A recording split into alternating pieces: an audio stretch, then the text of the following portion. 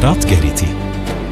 राजमहल के प्राचीरों पर दीपक कांप रहे थे, पर उस मौन से भी अधिक प्रचंड था एक प्रश्न, सत्य बड़ा या परिस्थिति?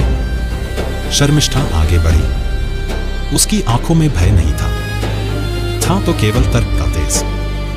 वह बोली, न नर्मयुक्तम वचनम हिनस्ति।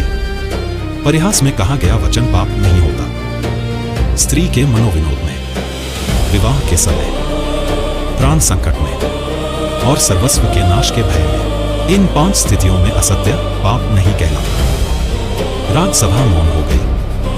दीपक की लौ में राजा ययाति का चेहरा कठोर और चिंतित दिखाई दिया। वे उठे।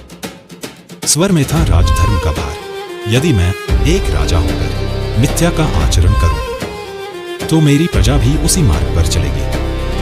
और जब राजा डगमगाता है तो राज्य का धर्म भी डगमगा जाता है। क्षण भर को वायु भी थम गई, पर शर्मिष्ठा का स्वर को न गूंजा। अब पहले से भी अधिक शांत, पर अधिक गहरा। जो सखी का पति होता है वह अपने पति के समान होता है। देवयानी से विवाह करा, मुझे भी अपना स्वीकार किया है। आकाश में बिजली कौन थी?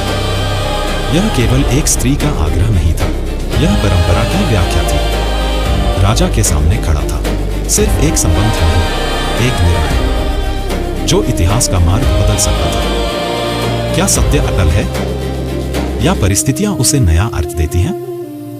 महल के उस अंधकार में 2 दृष्टियां टकराईं, एक राजधर्म की, दूसरी स्त्री के अधिकार की। और उसी क्षण